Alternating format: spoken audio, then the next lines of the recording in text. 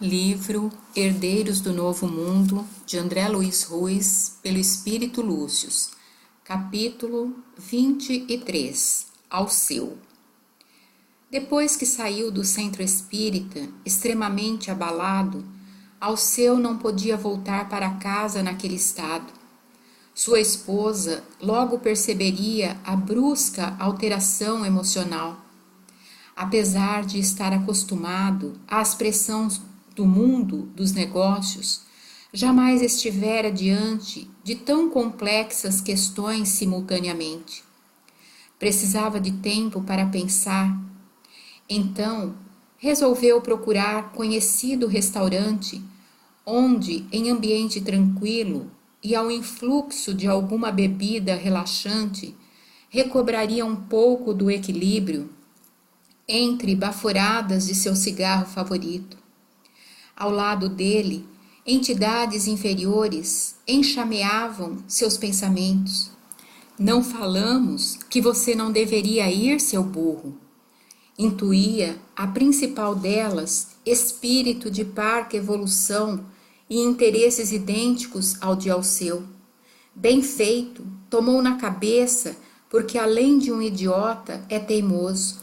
Num mecanismo automático muito comum nos processos obsessivos já instalados, Alceu repetia mentalmente as mesmas ideias, falando de si para consigo mesmo. Eu sou mesmo um burro, um idiota, nunca deveria ter me metido nestes negócios de espiritismo. Fui procurar e acabei encontrando. Sempre pensei que fosse uma questão de a gente pagar para conseguir o que queria e pronto. Que eles fossem pedir umas velas, umas comidas quaisquer, algum dinheiro e só. Você pensa que esses lugares não são perigosos, que representarão a solução fácil para seus problemas? Pois fique sabendo, seu imbecil, que há, abre aspas, certos lugares, fecha aspas, muito perigosos para todos, tão perigosos que não entramos com você. Tá pensando que a gente é doido? Se você quer se meter com os luminosos, vai acabar queimado por tanta luz. E o singular diálogo prosseguia enquanto a bebida ia fazendo efeito. O que mais incomodava o pobre Alceu, espírito mesquinho e acostumado aos jogos de interesse, era o fato de que sempre conseguira a absolvição dos ilícitos praticados no passado à custa de oferendas feitas nos templos religiosos nos quais comparecera. Ele, que além de ter sido um ingrato funcionário, de ter fraudado a confiança do antigo patrão e, em consequência, ter contratado a morte dos dois inocentes, julgara que de tão graves atitudes conseguiria safar-se oferecendo alguma fagulha de sua fortuna às igrejas tradicionais, sendo por elas considerado um benfeitor digno dos maiores elogios. Mas que malditos sortilégios esses espíritas utilizam para fazer levantarem do túmulo as almas penadas? Não sei se Peixoto poderia saber de minhas relações sexuais, de meus problemas administrativos e minha, abre aspas, forma de tratar, fecha aspas, meus funcionários. Talvez alguém pudesse ter-lhe contado. Quem sabe minha própria esposa, aquela cobra. Mas estou seguro de que ninguém sabe de fatos tão graves quanto os que envolvem Gonçalves e sua mulher. Porque diatribes de Satanás se apresentou o maldito velho a me cobrar da consciência as coisas de um passado tão distante? Já se passaram 3 décadas. Eu nem mesmo era casado. Nunca revelei tais fatos a ninguém, nem mesmo aos diversos padres que já passaram pela catedral, sempre desejosos de que nos confessássemos para a obtenção da salvação através das penitências. E olha que já deixei uma pequena fortuna nas doações que fiz para as inúmeras reformas. Sou tido como o maior benfeitor da comunidade religiosa, apesar de sempre solicitar o anonimato. Se gostam de alardear o meu nome aos quatro ventos, o fazem contra a minha vontade, porquanto sempre peço o contrário. E mesmo assim, como pode me aparecer o Gonçalves e me, abre aspas, tacar na cara, fecha aspas, essas coisas? Imagine se houvesse algum juiz, algum promotor ou qualquer autoridade policial naquela sala, escutando aquelas revelações tão secretas. Puxa vida, será que não havia? E eu não conhecia ninguém lá dentro, além do idiota do Peixoto. Aliás, esse interesseiro, cujo maior interesse em mim era sobre meu dinheiro, certamente que me prestou um grande favor. Com a sua conduta tão baixa, deu-me a excelente desculpa para me afastar de sua labiosa armadilha, através da qual, certamente, pretendia me ajudar para depois me arrancar algum dinheiro pelos favores prestados com essas rezas. Eu conheço bem esse tipo de gente, sempre dando com uma mão para esperar receber algo na outra. Só o pensar nas coisas criminosas que fizeram há tanto tempo já deixava o seu nervoso. Quanto mais imaginar que tais pessoas mortas poderiam ainda continuar por ali, denunciando seu crime, comandando seus negócios, como afirmara o próprio Gonçalves. Isso era algo inimaginável. Morto era morto e vivo era vivo. Mas as provas que tivera naquela noite eram incontestáveis. Só ele sabia daquelas verdades. Nem mesmo seu advogado fora informado de que a morte dos velhos fora, abre aspas, encomendada e paga, fecha aspas, por ele próprio. Mesmo os bandidos que a haviam cometido, poucos meses depois, haviam sido mortos também em um enfrentamento com a polícia, segundo noticiaram todos os jornais da época. Não restavam testemunhas. O que devo fazer? Disse que iria denunciar aquele antro de enganadores, mas acho que se mexer, abre aspas, nesse negócio, fecha aspas, as coisas vão piorar ainda mais para o meu lado. Meditava, temeroso, o empresário. Eu nunca acreditei nessas coisas de espiritismo, mas por via das dúvidas, a gente nunca pode ter certeza. Isso mesmo, murmurava o obsessor ao seu ouvido. Deixe essa corja de intrometido sossegada. Mais dia ou menos dia, acabam encontrando o que merecem. Além do mais, abre aspas, você tá, fecha aspas, com um medão danado, hein? Corajoso, ha, ha, ha, explodia a gargalhada da turma ao redor do empresário, que se imaginava sozinho naquela mesa de restaurante quase vazio. Mais de 30 entidades o assediavam, entre elas Gonçalves, a esposa assassinada, os 2 ladrões contratados para matá-los, entre os outros diversos prejudicados ao longo de sua vida de homem bem-sucedido, como se orgulhava de dizer aos seus mais próximos. Bem, vou deixar esse povo macumbeiro, feiticeiro, ou sei lá que raio de coisa quieto em seu lugar, desde que eles também não me venham provocar. Mas, e quanto a Gonçalves? Como faço para me livrar dessa perseguição? Será que ela é real? Acho que vou precisar me aconselhar com Dom Beraldo.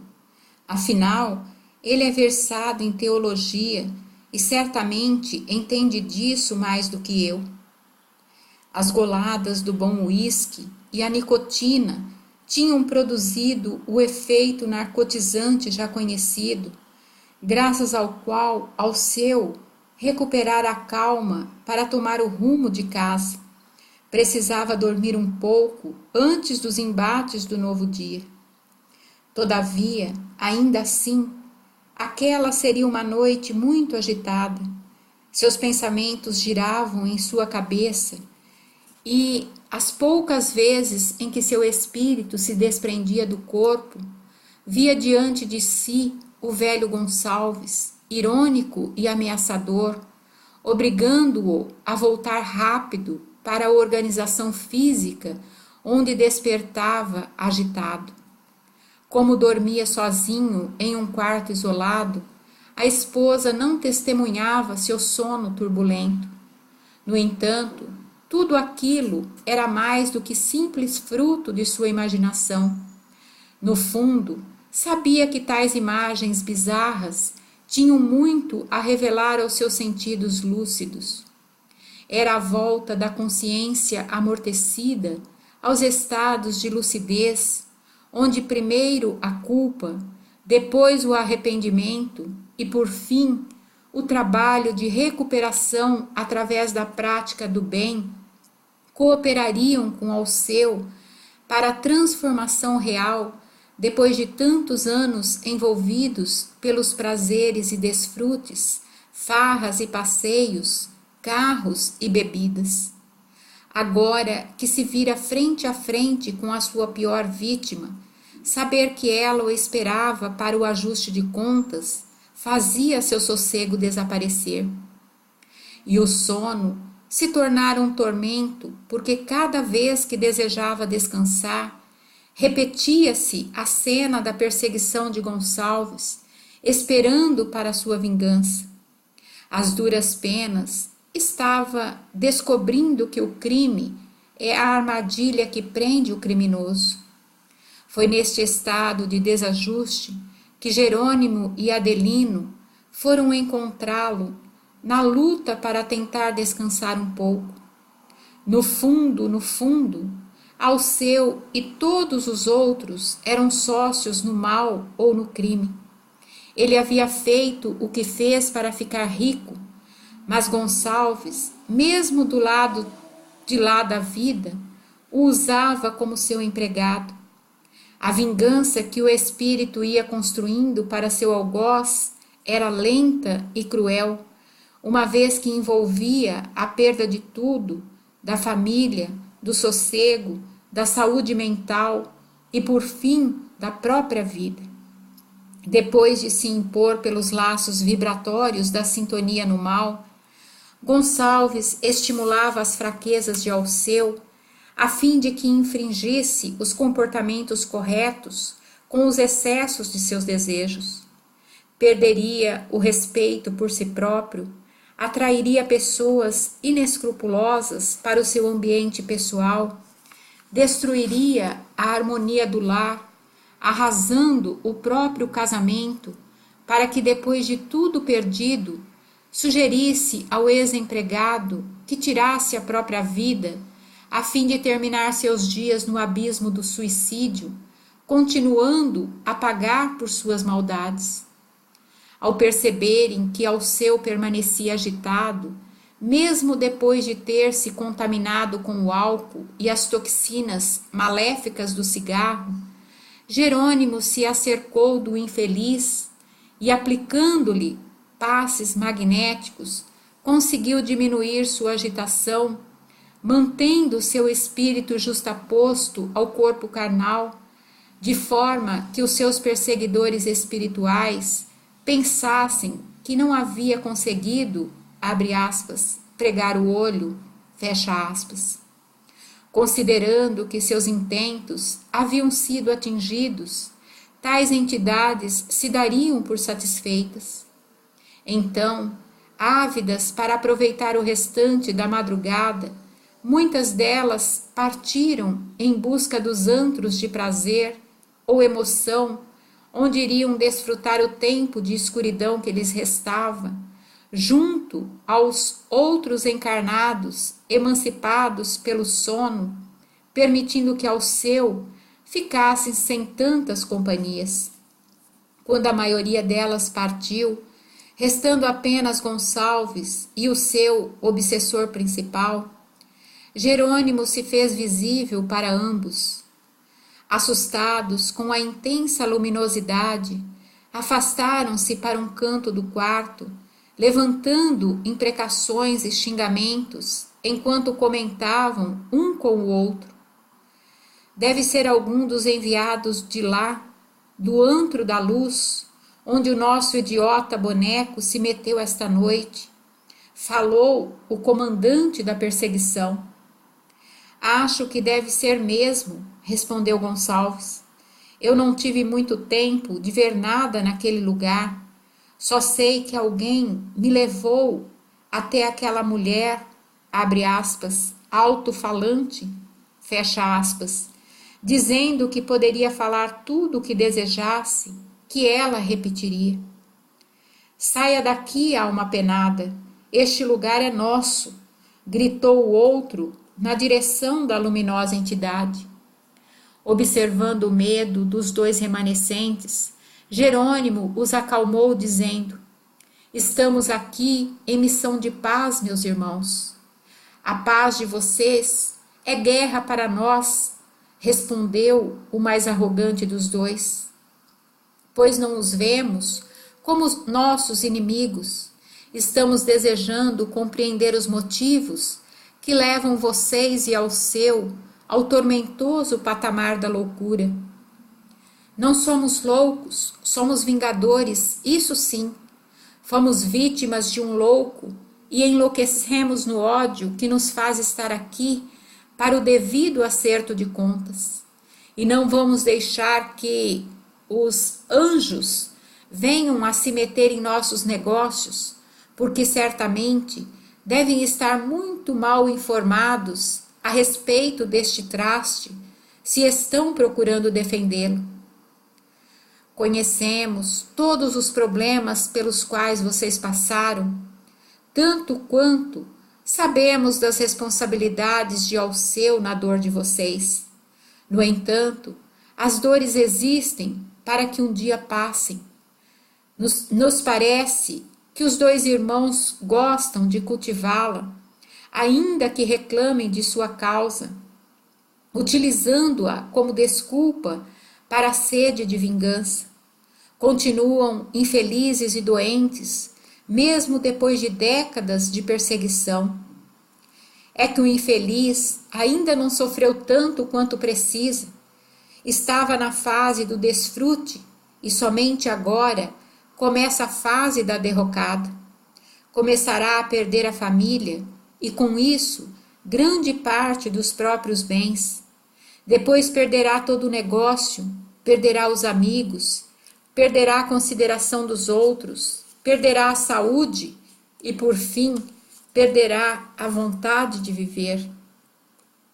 Observando a dureza das entidades, Jerônimo não se animou em discutir, limitando-se a informar: estamos aqui para ajudar a todos. Caso queira me acompanhar, estão convidados. Caso não o desejem, fiquem por aqui, que dentro de algumas horas traremos Alceu de regresso. Olhando a luminosa entidade, cuja beleza impressionava, desestimulando qualquer oposição, o obsessor principal respondeu: vixe, tá pensando que a gente é burro mesmo? Pois saiba de uma coisa, esse cara aí é nosso. Trate de trazê-lo de volta, porque a gente sabe que os anjos não obrigam ninguém a fazer o que não deseja.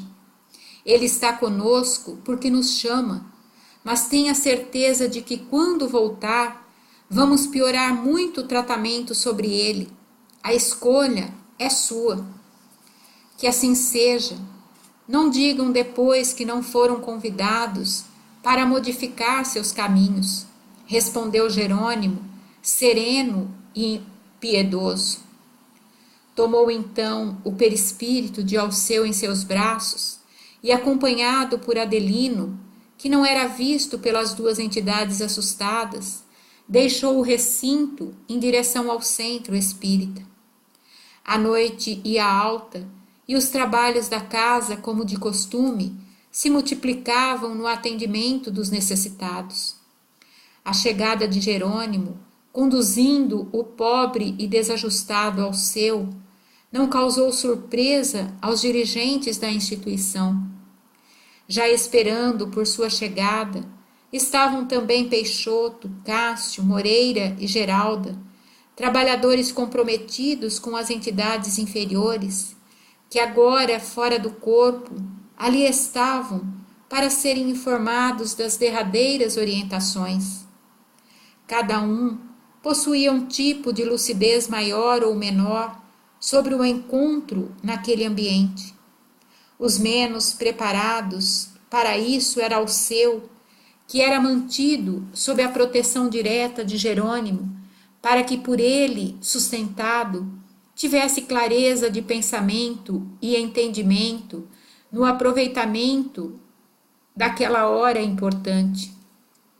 À frente de todos, Ribeiro, Bezerra e Adelino, seguidos logo depois, um pouco mais afastados, por Jurandir, Dalva, Alberto, Lorena, Meire, Cornélia, Horácio, Plínio e Alfredo, que se posicionavam em semicírculo para os entendimentos daquela hora. Ribeiro tomou logo a palavra para aproveitar aqueles breves momentos.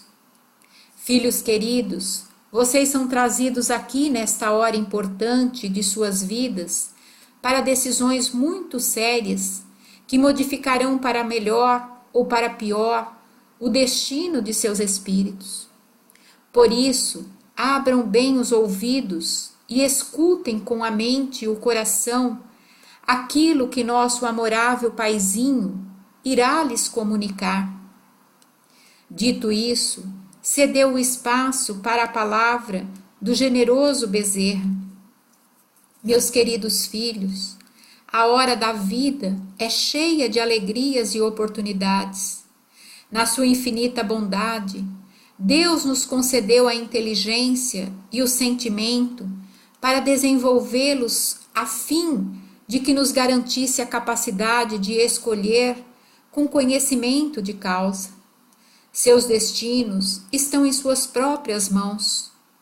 Tocados pelos interesses imediatos, suas almas estão se distanciando do caminho do bem, ao elegerem um negócio com os sentidos no lugar das responsabilidades morais, com o próprio burilamento interior. Então, deliberamos reuni-los neste momento para este último encontro. Dirigindo-se agora especificamente a cada um deles, Bezerra procurou ser claro e direto, facilitando a fixação dos ensinamentos. Alceu, bendita a hora em que os fantasmas do passado podem ser exumados da consciência, que pensamos ser apenas o velho caixão de ossos acabados. Aproveite, meu filho, a notícia da responsabilidade antes que o caminho se torne mais áspero. Seus adversários o espreitam e, por mais que tentemos fazer o bem em seu favor, todos estamos na hora das próprias decisões. Se parar de se iludir ou de procurar justificativas fáceis para fugir da responsabilidade, demonstrará o desejo de se melhorar e estará à altura do auxílio que Deus lhe oferece todos os dias.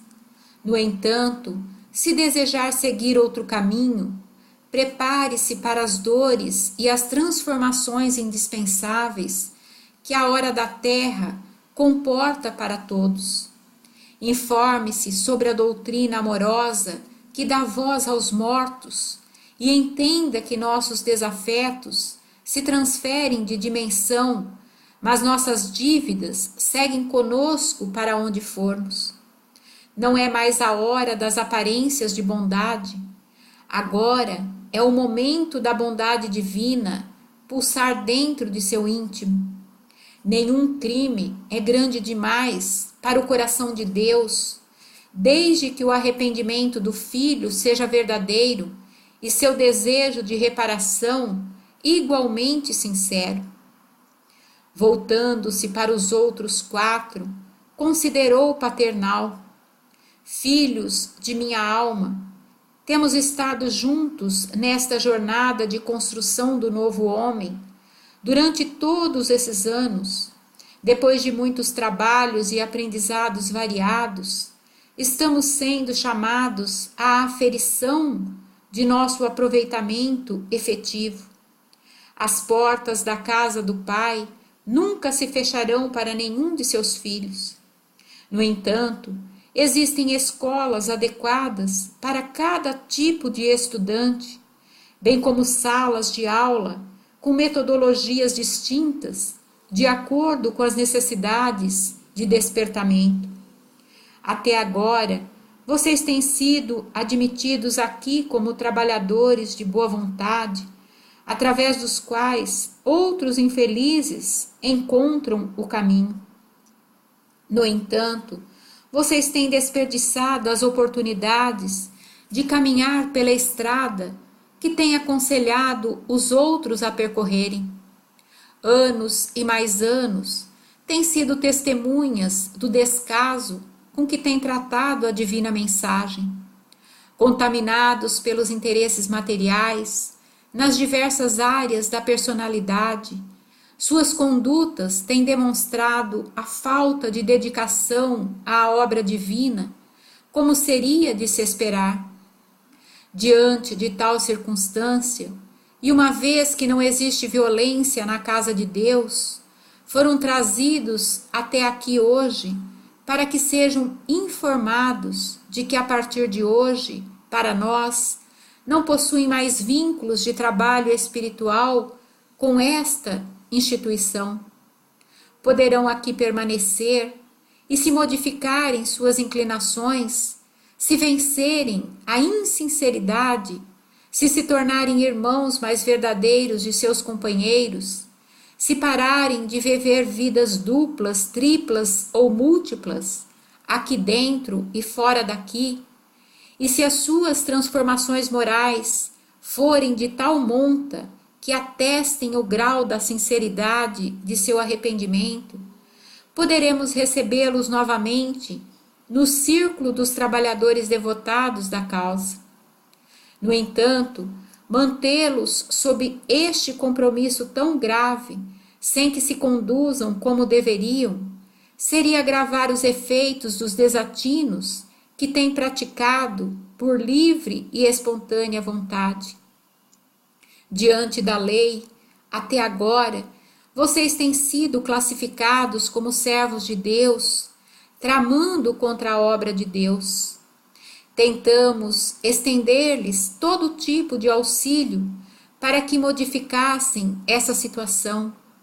Como nada mudou seus comportamentos, a última ajuda possível que nos resta é liberá-los dos compromissos para que suas atitudes equivocadas pesem menos sobre seus ombros nas horas da apuração das responsabilidades.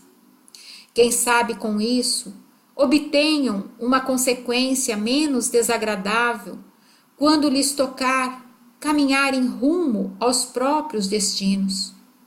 Estamos, pois, desligando-os desta casa a benefício de vocês próprios, e não por causas outras, como a mágoa ou o ressentimento enraizados nas atitudes do passado ou naquelas que estão pretendendo tomar contra a instituição.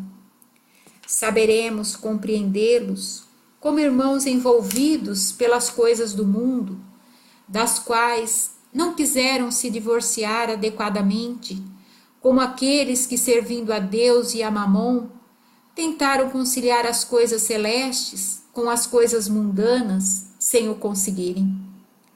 Não se esqueçam de que, doravante, os efeitos de seus atos não poderão ser abrandados por nosso amparo, nem nossos conselhos poderão ser ouvidos em seus pensamentos, uma vez já ter ficado claro não apreciarem esse tipo de aconselhamento. Daqui para frente, seus atos atestarão plenamente o que são, seja no bem, seja no mal.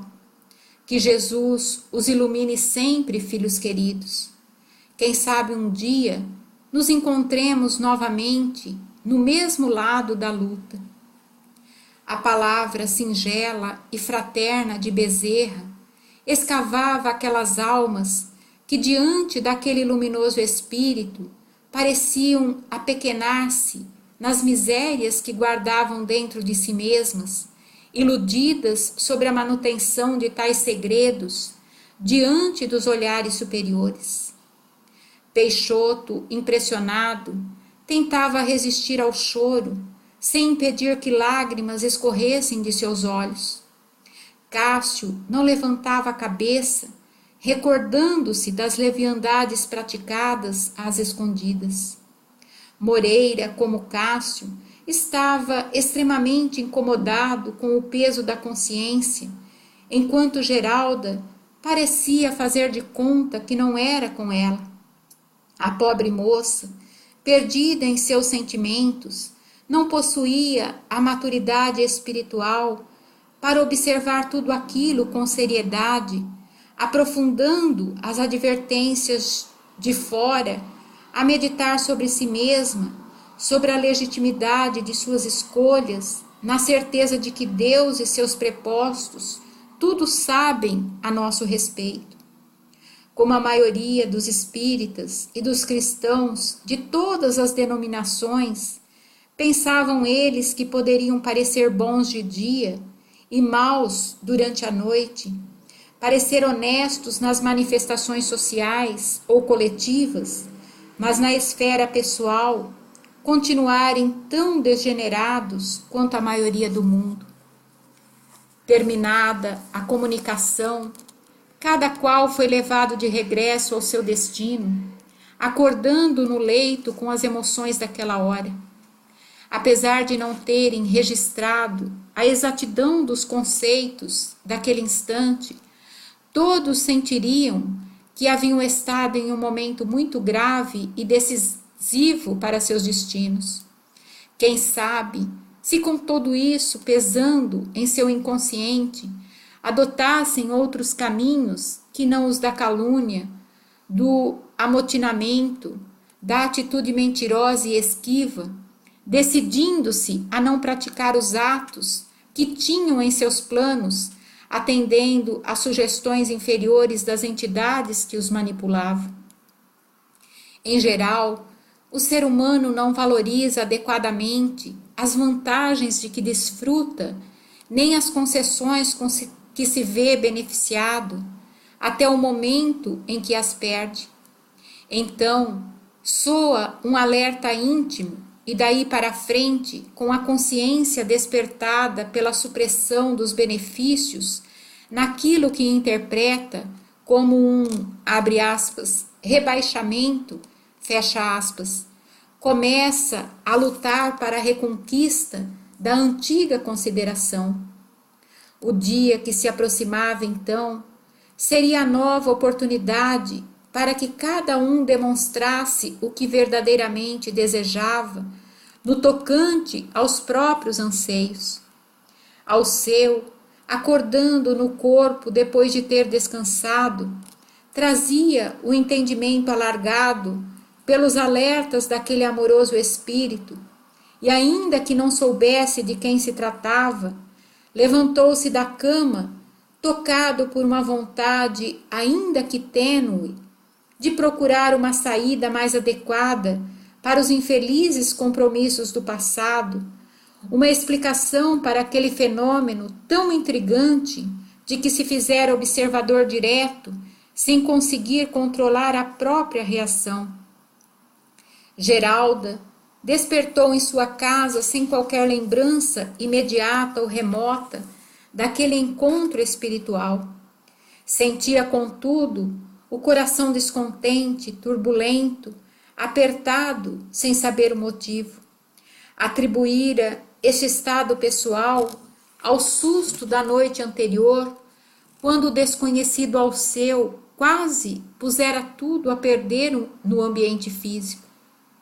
Sim, pensava ela, essas ocorrências perturbam o nosso espírito e, sinceramente, não sei onde estava seu Jurandir quando permitiu que um estranho permanecesse em nossa reunião. Acho que estas coisas não deveriam acontecer, porque depois é a gente que paga o pato, ficando com as sobras das vibrações densas. Não eram os seus desejos amorosos, reunidos para destruir o relacionamento de um casal comprometido, que lhe surgiam como motivo para o mal-estar. Não, a causa de sua angústia íntima era o erro de Jurandir, que possibilitou a permanência daquele desequilibrado senhor na reunião da noite anterior. Em outra casa, despertava Cássio, o infeliz irmão desajustado, na vivência das farras descompromissadas. Surpreendentemente, levantara-se do leito irritado, como que indignado com um sonho revelador no qual se sentira desmascarado. Das ideias que arquivava em sua mente de espírito naquela noite, ficara-lhe a noção de haver sido descredenciado pelos espíritos como uma represália por suas escolhas de vida, o que considerava uma ofensa à sua liberdade pessoal e o melindrara profundamente. Teria ou não o livre-arbítrio? Poderia, fora do centro espírita, levar a vida que melhor lhe aprovesse, ou precisaria ser um bonequinho dos espíritos e dos conceitos do Evangelho?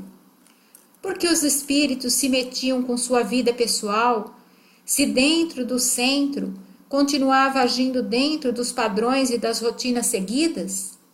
Não era má pessoa, cumpria seus deveres, comparecia às reuniões, procurava ser assíduo, ajudava com alguns recursos financeiros, mas nunca lhe parecia estranho a discrepância entre o que doava para ajudar os aflitos em qualquer parte e as volumosas quantias consumidas em suas aventuras etílicas, nas festas de embalo ou na realização de seus caprichos. Na verdade, Cássio era um trabalhador rotineiro, de superfície, imaginando que sua vida pessoal poderia continuar sendo a mesma pocilga, desde que se oferecesse ao trabalho mediúnico em alguns horários da casa espírita. Além disso, supunha ainda que os seus protetores teriam de protegê-lo de todos os males e baixas vibrações, mesmo nos lugares inferiores que frequentava e onde desfrutava dos gozos mundanos. Abre aspas, é dando que se recebe, fecha aspas, costumava dizer, achando-se coberto de razão. Continuando a pensar sobre o sonho da noite, que lhe parecia mais real do que de costume, dizia consigo mesmo, se os espíritos não mais me ajudarem, pois bem, eu sei me virar sozinho. Quem disse que preciso deles? Afinal, aquele não é o único centro espírita da cidade. Recebendo as sugestões mentais dos perseguidores invisíveis, começou a conjecturar. O caso Alceu é um bom exemplo de falta de proteção dentro do próprio centro.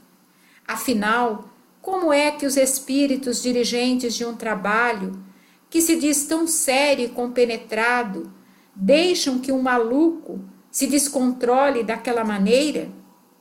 Certamente que as entidades espirituais superiores, se estivessem tomando conta dos trabalhos, teriam impedido que aquele indivíduo fizesse aquele carnaval.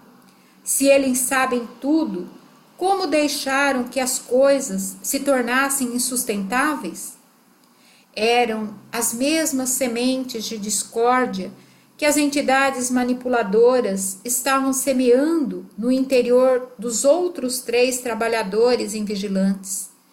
Era importante que Cássio apoiasse Peixoto para, assim, terem mais força e causarem maiores prejuízos ao trabalho espiritual daquela instituição. Além do mais, essas entidades estavam aliadas às outras que queriam garantir para si as energias do médium, companheiro de noitadas e aventuras nos ambientes pouco apropriados, onde se associavam nas trocas vibratórias.